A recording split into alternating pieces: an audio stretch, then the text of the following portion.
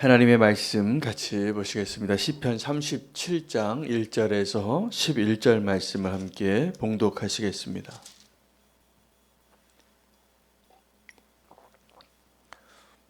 악을 행하는 자들 때문에 불평하지 말며 불의를 행하는 자들을 시기하지 말지어다. 그들은 풀과 같이 속히 배임을 당할 것이며 푸른 채소같이 쇠잔할 것이미로다. 여호와를 의뢰하고 선을 행하라. 땅에 머무는 동안 그의 성실을 먹을거리로 삼을지어다. 또 여호와를 기뻐하라. 그가 내 마음의 소원을 내게 이루어 주시리로다. 내 길을 여호와께 맡기라. 그를 의지하면 그가 이루시고 내 의를 빛같이 나타내시며 내 공의를 정오의 빛같이 하시리로다. 여호와 앞에 잠잠하고 참고 기다리라. 자기 길이 형통하며 악한 꾀를 이루는 자 때문에 불평하지 말지어다. 분을 그치고 노를 버리며 불평하지 말라. 오히려 악을 만들 뿐이라. 진실로 악을 행하는 자들은 끊어질 것이나 여호와를 소망하는 자들은 땅을 차지하리로다.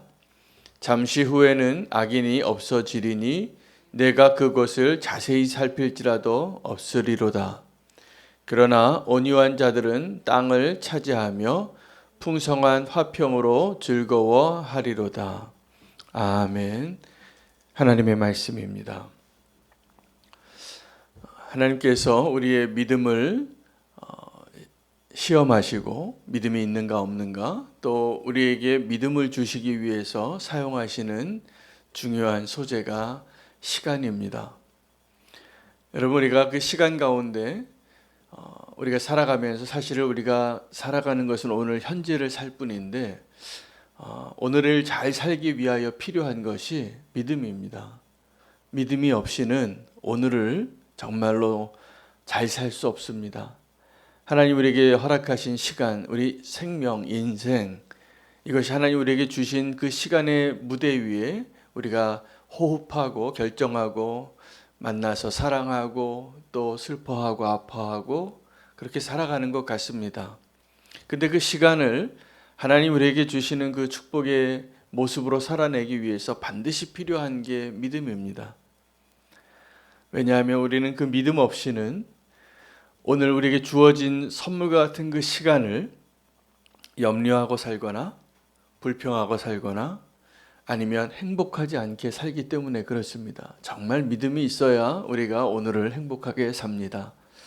믿음은 오늘에 대한 이야기이지만 그 믿음이 가능하려면 내 이전에 있었던 것에 대한 믿음의 눈이 열려야 하고 또 내가 존재하고 나서의 그 시간들, 미래에 대한 그 믿음의 눈이 열려야 오늘을답게, 오늘을 가장 하나님이 기뻐하시는 모습으로 살아낼 수 있고 오늘이 우리의 가장 행복한 날이 될 수 있습니다. 근데 믿음이 없으면 그 오늘이 우리에게 다 너무나 소중하기 때문에 그 오늘을 조급하게 삽니다. 그래서 오늘을 사는데 염려하고 사는 거죠. 내일을 살 수 있는 보장이 우리에게 없는데 오늘을 사는 그 하루를 정말 믿음으로 살아낼 때 오늘이 가장 행복하고 후회 없이 살 수 있습니다.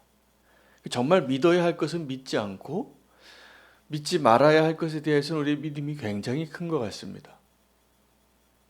우리는 하나님 우리에게 명령하실 때 하나님이 도와주시겠다고 하고 하나님이 너와 함께 하겠다고 하는데도 우리는 완고하게 말합니다. 이거 할 수 없습니다, 주님. 이거 안 됩니다.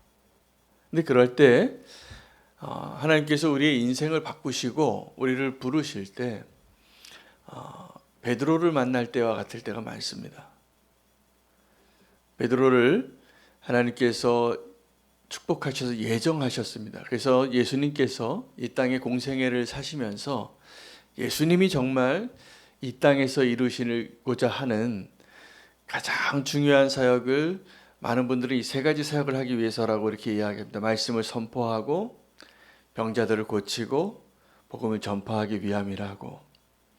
그런데 정말 예수님의 가장 핵심적인 사역은 또 이 세 가지 주요 사역을 다 완성하기 위해서 예수님이 꼭 성공하셔야 될 사역이 두 가지가 있습니다. 하나는 십자가에서 죽으셨다가 다시 살아나시는 겁니다. 이것은 하나님의 구원의 사역의 가장 핵심입니다. 클라이막스입니다. 그래서 십자가의 복음이 이 성경의 가장 중요한 메시지입니다. 우리가 성경을 읽고 이 성경 내용 뭐냐 물어보면 이 십자가 복음을 이야기하셔야 합니다. 구약에서 메시아를 바라보고 기다리면서 그 메시아가 해야 할 그 가장 핵심적인 일은 십자가의 사건입니다. 자, 그 십자가의 사건을 이루고 예수님께서 맡기시고 가셨는데 누구에게? 11명의 제자들에게 맡기셨습니다. 그래서 이 제자를 삼는 일을 맡기시고 예수님은 믿음으로 그 길을 가시고 떠나셨어요. 그 제자들은 믿음이 없는 모습이었는데 그 믿을만 하지 못한 제자들에게 다 맡기는 겁니다. 그리고 그 일을 가능하게 하시는 능력과 은혜가 하나님에게 있기 때문에 우리는 소망으로 그 일을 감당해야 됩니다. 그 예수님께서 이 십자가의 사건과 제자를 삼는 일을 계획하실 때 그 제자들을 함부로 뽑았겠습니까? 그냥 지나가는 사람 아무나 오늘 처음 만나는 사람에게 이렇게 제자를 삼아야지 이렇게 하지 않으셨습니다. 하나님 택하신 겁니다. 근데 그 베드로를 택할 때 예수님이 뭐라고 얘기하셨냐 하면 그날 베드로를 만난 그날 예수님이 베드로의 배를 좀 썼습니다. 그 베드로의 배를 약간 물가에 가까이 띄워놓으라고 하고 예수님이 그 베드로의 배에서 산상수훈과 같이 말씀을 전하는데 굉장히 많은 사람들이 따라왔었고 무리들이 그 말씀을 듣고 은혜를 받았는데 그날 예수님을 따라왔기 때문에 말씀 듣지 않은 사람 한 사람이 있었는데 베드로였습니다. 베드로는 자기 배를 빌려줬기 때문에 그 자리에 있었을 겁니다. 그 말씀을 다 듣고 예수님이 그 베드로에게 선물을 주기 위해서 배를 빌려 썼으니까 선물을 주십니다. 정말로. 뭐라고 얘기하셨냐면 깊은 데 가서 그물을 던지라고 그럽니다. 근데 그 깊은 데는 그 베드로가 밤새 수고해서 고기를 못 잡았던 곳입니다. 그리고 어부의 경험에 의하면 그 깊은 데 가서 그물을 던지는 것은 실패할 확률이, 성공할 확률이 가장 없는, 확률적으로 경험적으로 거기에 그물 던지면 또 헛수고니까. 그물을 던지지 않아야 할 이유가 훨씬 많았지만 그 말씀을 다 듣고 보니까 이 예수님의 말씀에 순종하기로 마음을 정한 겁니다. 그래서 그렇게 얘기합니다. 제가 밤새 수고를 했지만 말씀에 의지하여 내가 그물을 내리겠습니다. 여러분, 이런 순간이 하나님의 역사가 일어나는 순간입니다. 우리는 그런 결정을 평소에 많이 하지 않고 살더라고요. 내 판단과 경험과 내 주관과 내 성향에 따라서 누구 좋다고 하고 싫다고 하고 이것이 맞다고 하고 틀리다고 하면서 살아갑니다. 그러나 말씀에 순종하여 의지하여 내 생각과 판단과 다르지만 그 일을 믿음으로 행하게 될 때 그물이 찢어졌습니다. 그래서 이게 내 배 하나로는 도저히 끌어올릴 수 없는 양이라는 걸 알았기 때문에 친구를 불렀는데 그 친구가 야고보와 요한입니다. 같이 어부였던 사람들이죠. 이 세 사람이 다 예수님을 신실하게 따르는 핵심 멤버가 됩니다. 제자들 중에서 정말 가까이 이너 서클에 있었던 정말 예수님 사랑하고 더 따라가려고 했던 그 제자들이 되는데 그 고기를 잡고 이 베드로는 어떻게 했을까요? 기뻤을까요? 슬펐을까요? 어떠실 것 같습니까? 우리는 다 기뻤을 것 같은데 성경은 베드로의 전혀 반대의 모습을 그리고 있습니다. 기록했습니다. 그 물이 찢어질 정도의 고기를 끌어올렸는데 베드로의 말은 이거였습니다. 주님, 나를 떠나십시오. 나는 죄인입니다. 그 순간이 베드로에게 믿음이 생기는 순간이에요. 요즘 사람들은 이렇게 말합니다. 행복할 수 있는 조건이 돈을 좀 막 써보는 거래요. 그러면 행복하대요. 그래서 요즘 말로 돈질을 한답니다. 돈을 한번 이렇게 막 써보는 기쁨에 사는 거죠. 근데 진짜 기쁨은 그런 게 아닙니다. 진짜 믿음으로 우리에게 주시는 기쁨은 이 베드로가 그 고백할 때예요. 베드로는 그날 밤새 헛수고하다가 말씀에 의지해서 한번 순종해 봤더니 횡재를 한 거죠. 로또에 당첨이 된 거예요. 근데 어느 누가 이 세상에 로또 당첨되는 그날 회개하는 사람 봤습니까? 로또 당첨되는 날 아마 나가서 막 그 돈을 쓰는 기쁨에 행복해 하지 않겠습니까? 근데 베드로는 그날 믿음이 들어온 겁니다. 믿음이 들어와서 어떻게 했냐면 더 놀라운 일을 합니다. 이 베드로가.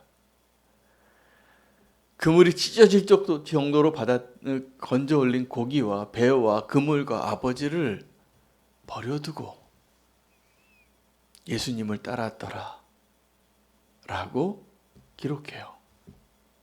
이게 어떻게 가능합니까? 믿음이 생긴 겁니다. 베드로는 말씀 듣고 이분을 따라가야겠다라는 마음이 들었어요. 분명합니다. 그러니까 깊은 곳에 그물을 던질 수 있었던 것입니다. 그 깊은 곳에 그물을 던져서 순종해 보니까 내 경험과 상식으로는 도저히 이해할 수 없는 로또가 당첨이 됐어요. 근데 믿음이 있으니까 정말 회개를 하고, 그리고 그 순간에 이 세상에 있는 이 모든 것들이 다 부질이 없는 것이구나라는 것에 대한 눈이 열린 겁니다. 그래서 그거 버려두고 예수님 따르는데, 바로 이것이 천국은 자기의 소유를 다 팔아서 그 보화를 사는 자의 마음을 얻게 되는 것입니다. 하나님은 저와 여러분에게 그 믿음이 있는가를 지금도 확인하고 싶으세요. 근데 우리가 그 믿음이 있다고 말은 하는데 정말 그 믿음이 있는지 없는지 우리도 잘 모릅니다. 언제 아냐면 그때 그 순간에 가봐야 아는 거예요. 근데 그 순간에 베드로는 정말 믿음의 사람으로 증명해냈어요. 아브라함이 그 자신이 믿음의 조상이 되고 믿음이 있는 사람이라고 증명해낸 순간은 모리아 산에서였어요. 우리는 몰라요. 내일 내가 어떻게 할지, 오늘 저녁에 내가 예수님을 부인할지, 내가 오늘 예수님을 위해서 내 목숨을 내어놓고 내가 생각하기에도 정말 대단하다고 싶을 정도의 이런 믿음의 모습으로 설 수 있게 될지, 그 순간에 그 자리에 그 선택을 하는 그 자리에 서기 전에는 잘 모르는 거예요. 그때까지 수없는 싸움을 합니다. 근데 믿음이 없이는 그 싸움에서 승리할 수 없고 뒤돌아보는 롯의 처가 될 것입니다. 오늘 시편 기자는 우리에게 진정한 믿음을 마야해 주고 싶었던 거예요. 그리고 이 두 가지에 대한 믿음을 가지라고 합니다. 무엇이냐면 곧 사라질 악인들의 형통을 부러워하지 말라. 여러분, 이 세상에 지금 권세를 누리고 나보다 더 행복해 보이고 내가 부러워하는 것을 가지고 있는 사람이 있는데 그 사람이 악인이에요. 잘못된 방법으로 그것을, 내가 원하는 것을 가지고 누리고 있을 때 그거 부러워하지 마시기 바랍니다. 왜냐하면 믿음의 관점에서 그 악인들의 형통함은 곧 사라질 형통함이에요. 여러분, 꽃이 아름답지만 꽃이 꺾여서 화병에 있는 순간 곧 시들게 되어 있습니다. 우리의 인생도 그렇습니다. 이렇게 이번 주 토요일에도 결혼하는 우리 교회 성도님이 계신데 제가 알아요. 그날 인생에서 가장 아름다운 순간이에요. 근데 오늘 권사님들, 집사님들 다 인생의 그 아름다운 순간이 있으셨잖아요. 우리 인생은 꽃과 같고 풀과 같은 거예요. 근데 하나님의 말씀은, 하나님의 약속은 영원하리라. 그럼 우리의 시선과 우리의 믿음이 어디에 있어야 됩니까? 그 영원한 곳에 있어야 합니다. 그런데 영원한 곳에 마음을 두기보다는 자꾸 잠깐 있다가 사라질 것을 바라보고 그거 붙잡고 싶고 그거 있으면 행복하다고 생각하고 그거 없으면 불행하다고 생각하는 사람이 많아지고 있는 게 안타깝습니다. 사실은 정반대죠. 지금 내가 잠깐 사라질 것을, 곧 있다가 없어질 것을 내가 많이 가지고 있어도 이것은 나를 안전하게 하지 못하고 이것이 나를 구원하지 못하는 것이기 때문에 우리의 마음은 거기에 너무 있지 말아야 합니다.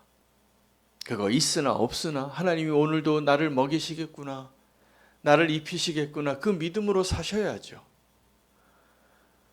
그런데 정말 중요한 것은 하나님이 나에게 약속하신 그 약속을 우리가 알고 있고 그것을 의지하고 살아가느냐가 훨씬 중요한 것입니다. 하나님은요, 우리에게 그 믿음이 있는가 보시기 위하여 시간을 다루십니다. 악인들의 형통함이 곧 사라질 것을 믿으시기 바랍니다. 아멘. 하나님이 약속하신 것은 반드시 이루어질 것을 믿으시기 바랍니다. 그 믿음이 있으면 주님이 오시겠다고 하셨거든요. 다시 오시는 주님, 예수님이 다시 오시는 그날은 심판의 날입니다. 그리고 우리가 소망의 날입니다. 근데 내가 오늘을 그 믿음으로 사는 사람에게는 그날이 소망의 날이 되지만 그 오늘을 믿음으로 살지 못한 사람은 두려워하라는 거예요. 그 시간을 다루시는 하나님께서 나사로의 집에서 예수님께서, 그 나사로는 가장 베스트 프렌드였고 그곳에 가장 많이 들르시고 나그네 같이 사셨던 예수님이 정말 사랑하는 가족이었습니다. 근데 예수님이 나사로의 죽음을 아셨고 또 들었습니다. 그런데 의도적으로 늦게 가시는 거예요.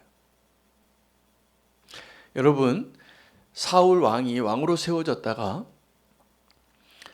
버림을 받게 됐는데 그 첫 번째 사건이 전쟁을 지금 이제 아말렉 군대랑 하게 됐는데 이게 싸움을 내가 싸울 수 없는 숫자에 더 강한 군대가 있었어요. 근데 내가 지도자가 돼서 첫 번째 전쟁을 해야 되는데 하나님께 예배드리고 전쟁을 하려고 했어요. 근데 어떤 일이 일어났냐 하면 백성들이 두려우니까 흩어지기 시작하는 거예요. 절박하죠. 근데 그 예배드리기로 했던 그 시간에 사무엘이 약속한 시간에 오지 않았습니다. 늦었어요. 그럼 우리는 그냥 오늘날 우리의 삶의 모습으로 보면 하나님께 예배드리고 전쟁을 하려고 했고 사무엘이 늦었기 때문에 그러면 누구라도 저라도 그런 생각을 했을 것 같아요. 그럼 나라도 빨리 예배를 좀 드리고 제사를 좀 드리고 하나님께서 이 전쟁을 좀 이기게 해 주시옵소서 기도해야지. 근데 하나님은요, 그 제사를 드리는 그 행위보다 이 사울에게 정말 믿음이 있는지를 확인하신 거예요. 그 순간에. 결과는 사울에게는 하나님에 대한 믿음이 없었다였습니다. 그래서 믿음이 없이 드리는 그 제사는 능력이 없습니다. 결국 그 싸움에서 네가 피할 것을 이야기하고 사무엘이 정말 마음 아파합니다. 어찌하여 이렇게 믿음으로 기다리지 못했느냐. 여러분, 믿음이 없이는 기다릴 수 없습니다. 그 나사로의 집에도 똑같습니다. 예수님이 그 나사로가 죽어서 썩는 냄새가 나기 시작할 때 왔어요. 시체가 부패해서. 그때 마리아와 마르다가 뛰어나옵니다. 뛰어나와서 예수님에게 이렇게 얘기해요. 예수님, 왜 이렇게 늦게 오셨느냐고. 예수님이 계셨더라면 우리 오빠가 죽지 아니하였을 거라고. 이것이요, 이 고백이, 이 마리아와 마르다의 고백이 예수님이 이 자리에 함께 하셨더라면 내 오라버니가 죽지 아니하였을 것이니이다. 대단한 믿음의 고백 같지만 불신의 고백입니다. 그래서 예수님이 말씀해 주세요. 내가 죽은 자도 살릴 수 있는 자라고. 그들에게 있어서 믿음은 예수님이 오빠가 죽기 전에만 있었더라면 내 오빠가 죽지 않았을 거라고 생각하는 그 믿음의 수준이에요. 그 대단한 믿음이지만 예수님은 그걸 불신이라고 말씀해 주시는 거예요.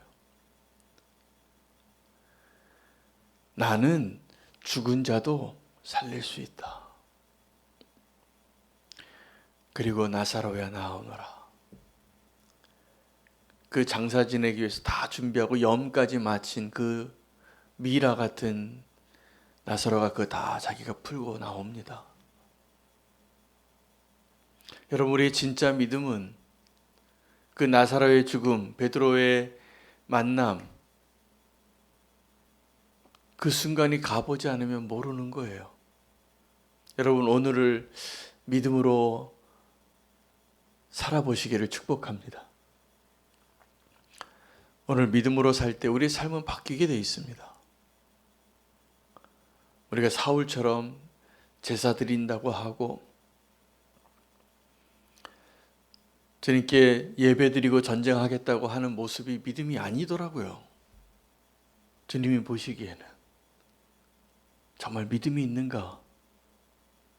하나님이 정말 살아계시고, 여러분, 믿음이 없으면 우리의 삶은 기다릴 수 없고 조급해집니다. 자꾸 뭘 재촉해요. 이게 빨리 좀 응답이 왔으면 좋겠어요. 기다리지를 못해요. 여러분, 믿음이 있으면, 어떤 사람이 늦게 오면, 믿음이 있으면 그 사람을 믿고 그 일에 대한 성패를, 그 결과를 주관할 수 있는 하나님을 믿는다면 상황이 아무리 나빠져도 믿어야 합니다. 근데 믿음이 없으면 사랑하는 사람을 옆에 두고도 좋은 일이 일어나고 있는데도 걱정해요. 사랑하는 사람이 옆에 있는데도 의심하고. 왜요? 믿음이 없으니까. 차라리 그 사람이 믿을만하지 못해도 믿어주시기 바랍니다. 그러면 그래도 그 사람이 믿을만한 사람으로 조금 바뀔 가능성이 생기는 거예요. 근데 하나님이 우리를 그렇게 사랑하셨습니다. 우리는 믿을만한 존재가 아닌데 예수님이 어떻게 제자들 11명 남겨놓고 가실 수 있을까? 저 같으면 못할 것 같아요. 부활한 예수님 만나고도 안 믿는 그 제자들.